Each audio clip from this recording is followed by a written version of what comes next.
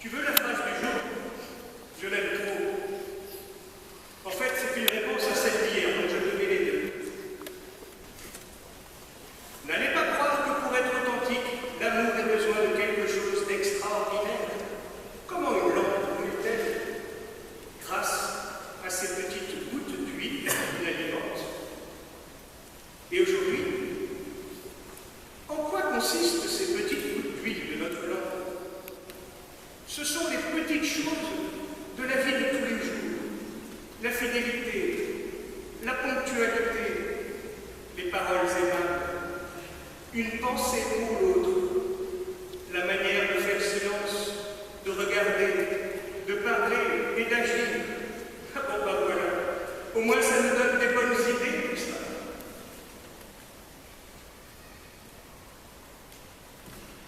Depuis quelques mois,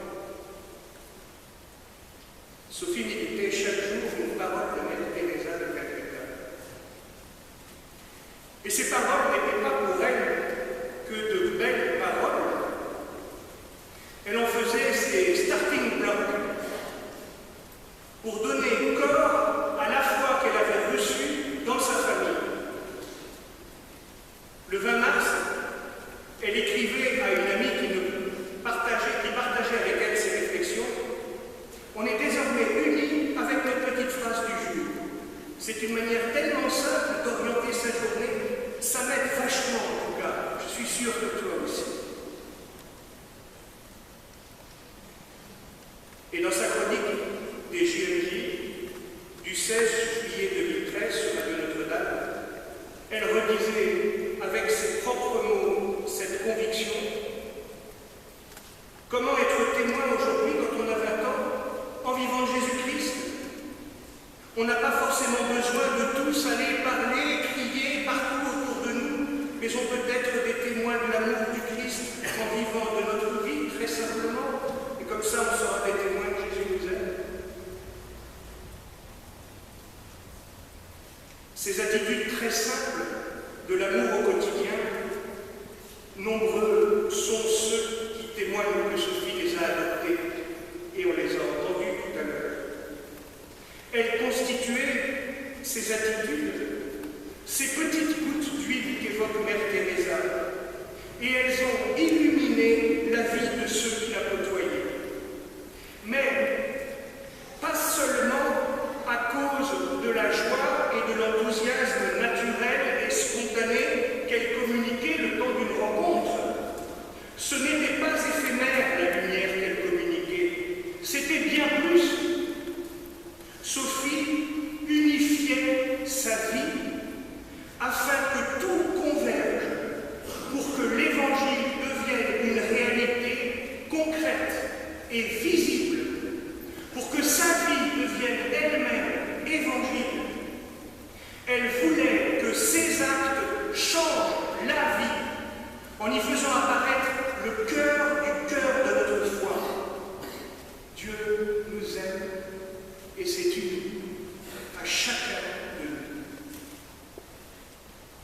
En témoignent là encore quelques-uns des messages qu'elle a adressés ces derniers mois.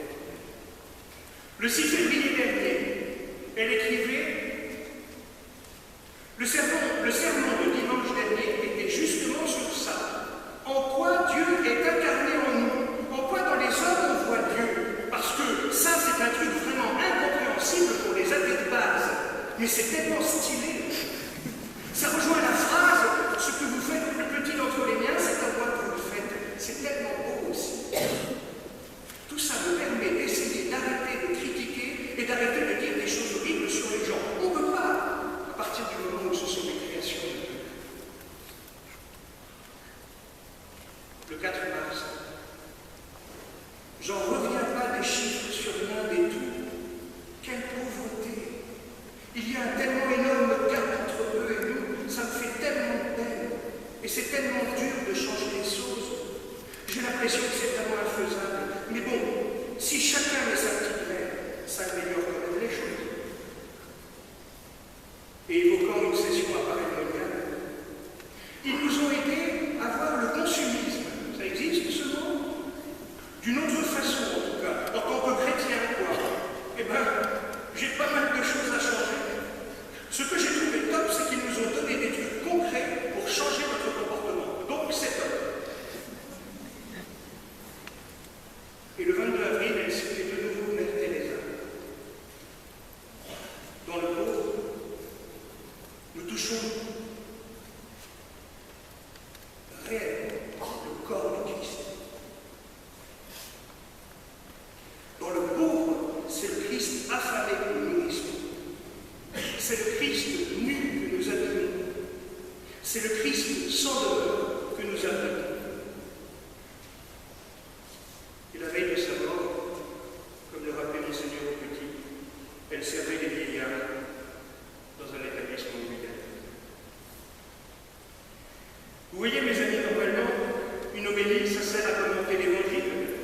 Mais là, je pense que la vie de Sophie l'a commenté bien mieux que je ne sais faire.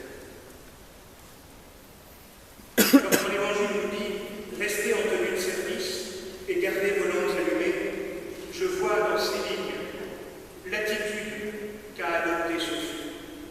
Et cette attitude lumineuse jette une lumière nouvelle sur l'expérience dramatique que nous vivons. Comprenez-moi bien, je ne dis pas que Sophie était parfaite. Frères et sœurs, ça. Je dis qu'elle avait une vie ouverte.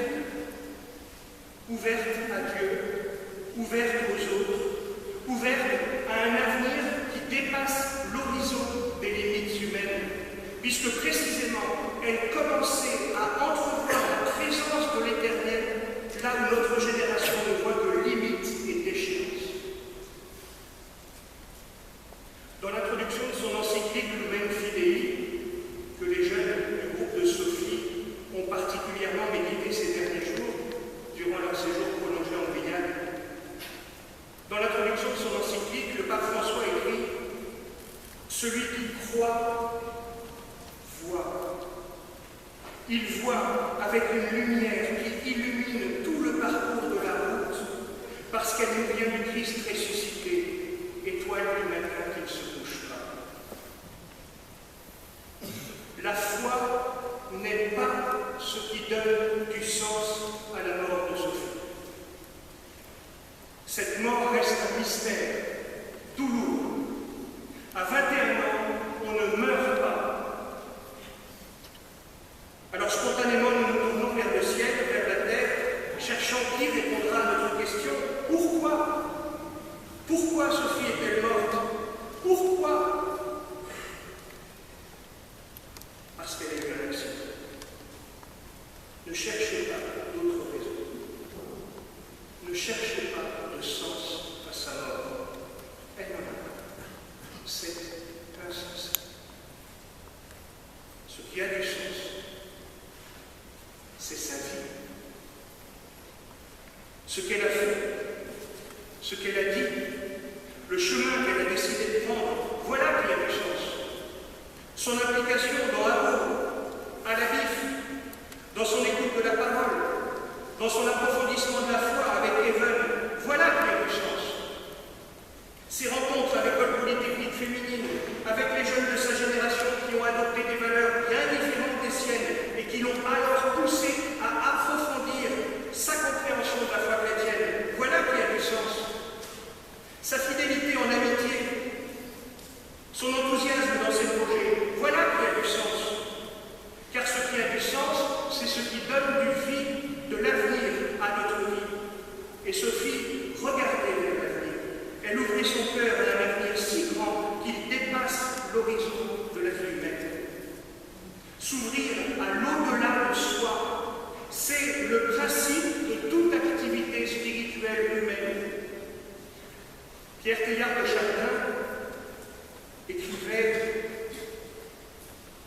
dans son fourmillement d'âmes, dont chacune résume un monde, l'humanité est l'amorce d'un esprit supérieur.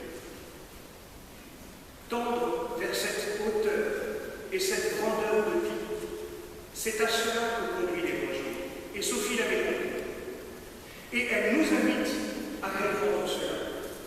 Elle a cru en la mort.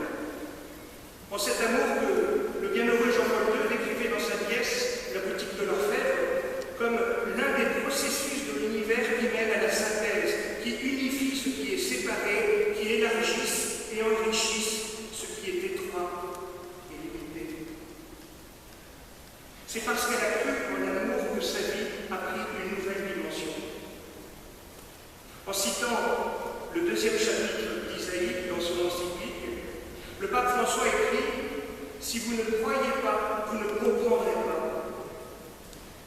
C'est parce que nous croyons à l'amour que nous pouvons vivre la mort de Sophie, malgré toute la douleur qu'elle entraîne, dans une nouvelle perspective. Comme beaucoup, je suis pris de vertige face à cette perspective. Comme beaucoup, je suis conscient que, face à de telles situations, seul le silence semble devoir s'imposer. Un silence de désarroi, un silence d'incompréhension, un silence de respect aussi, pour ne pas tenter de justifier l'injustifiable. Parce que le destin et la mort demeurent une énigme et une souffrance pour nous tous. Parce que les questions les plus dérangeantes ont le droit d'être posées. Parce que les réponses sont loin d'être évidentes. Parce que le sens des choses n'est pas une formule toute faite, emballée, prête à être vendue et être lâchée. Et pourtant, l'ouverture de l'amour m'invite à aller plus loin. L'amour, c'est le chemin quotidien de l'espérance. L'espérance qu'il existe un après, l'espérance qu'il existe un ailleurs, l'espérance qu'il existe un au-delà. Une espérance, j'ai dit il y a 2000 ans, de la résurrection du Christ. L'espérance qui conduit notre désir de vie et de combattre tout ce qui diminue, met en danger ou tue la vie humaine. C'est cela que la foi nous fait comprendre. L'univers tout entier est ordonné à la vie. Pourquoi restez-vous là à regarder vers le ciel, disent les anges aux disciples. Il y a une vie à vivre, il y a un amour à vivre, il y a une fraternité à vivre. Ne pensez pas au moment où viendra le Fils de l'homme. Ne cherchez pas à connaître les délais et les dates que le Père a fixés dans sa liberté souveraine. Prenez la tenue de serviteur et gardez vos langues allumées. Et alors, même traversant les ravins de la mort, nous comprendrons que c'est vers les sommets de la vie que nous marchons ensemble. Sophie nous y précède. Elle en a été le témoin jusqu'aux extrémités de la terre.